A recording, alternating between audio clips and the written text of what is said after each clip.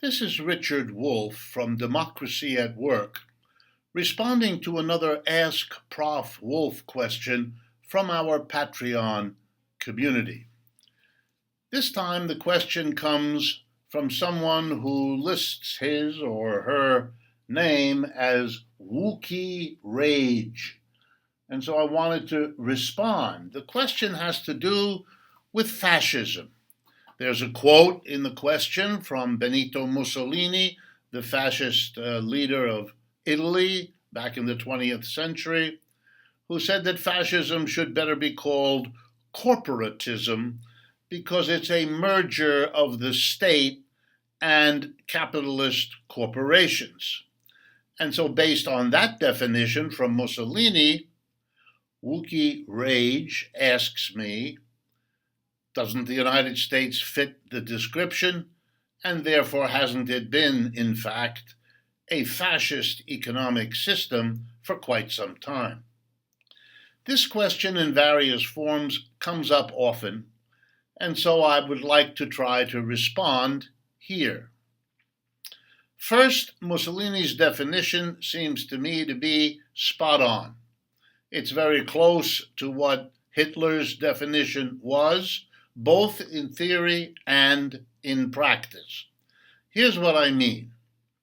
When capitalism, in its, let's call it, normal, non-fascist form, dominant in Europe, say, across the 19th and then 20th century, when that kind of capitalism, characterized by private enterprises, owned and operated by private individuals and groups of individuals, confronting a mass of employees, some of whom they exploit directly as productive workers, and others of whom they hire to provide the conditions, the framework needed for the productive workers to produce the surpluses that the capitalists get.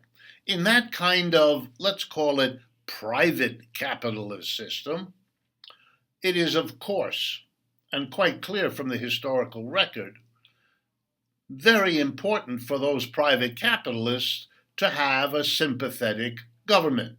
They need the government, they fund the government out of their surpluses, at least in good part, and they rely on that government and they use it. So yeah, there's a close relationship even in what we call private capitalism. So that, for example, if the majority, who are employees, in some sense threaten the minority, who are employers, the employers want to be able to call upon the state to protect them with police, with the military, but not only in those blunt ways, but in more subtle ways, by teaching people to think of capitalism as a great gift to human beings, something that has been there forever, something that could never be changed, something that is very efficient, and indeed very democratic. There's no limit to what private capitalists will do through the government, but also on their own to secure their system. And that's not fascism. Why? Because you haven't had, and now we need to pay attention to Mussolini's word, a merger of the government and private capitalists. They haven't needed to merge. In fact, it's been good for the capitalists to give the government at least a considerable degree of independence. Why?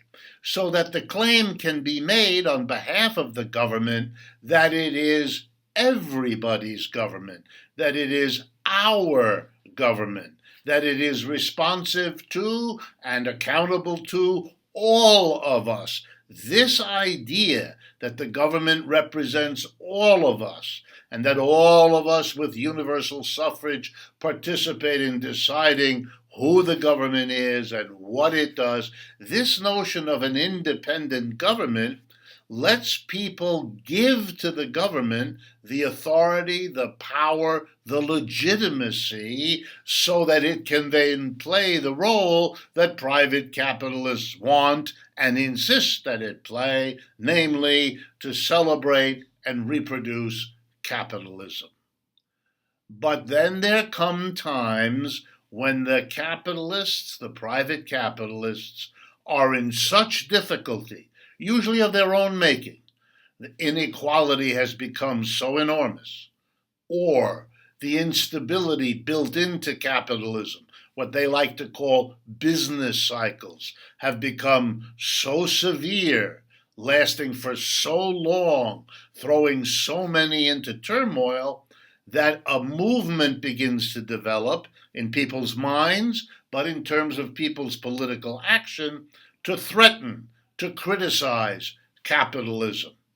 And then we see the temptation for capitalism, especially if it can't respond effectively, when despite its best efforts in the school, in the public domain, in politics, to keep people happy with a capitalism that isn't working real well, when that doesn't work anymore, then the governments in capitalism tend toward fascism. In other words, the private capitalists no longer can have even the semblance of an independent government. They do want a merger. They want the state to work all the time, full time, out in the open to secure and reproduce capitalism. When the state does that, when it literally becomes the enforcer for capitalism, then the pretense of them being separate, the independence the state has to some degree, is thrust aside. And the government comes in to destroy the labor movements, to destroy socialist, any kind of critique of capitalism. Capitalism becomes the same as the nation the same as capitalism. The merger is complete. But that happens under great stress of capitalism when they can't anymore sustain the preferred arrangement of an arm's length distance so that everybody obeys the government while it busily does their work. When that doesn't work, when that isn't enough, the merger happens and we get capitalism literally enforced on us. That was Hitler, that was Mussolini, that was Franco in Spain. This is Richard Wolff for Democracy at Work.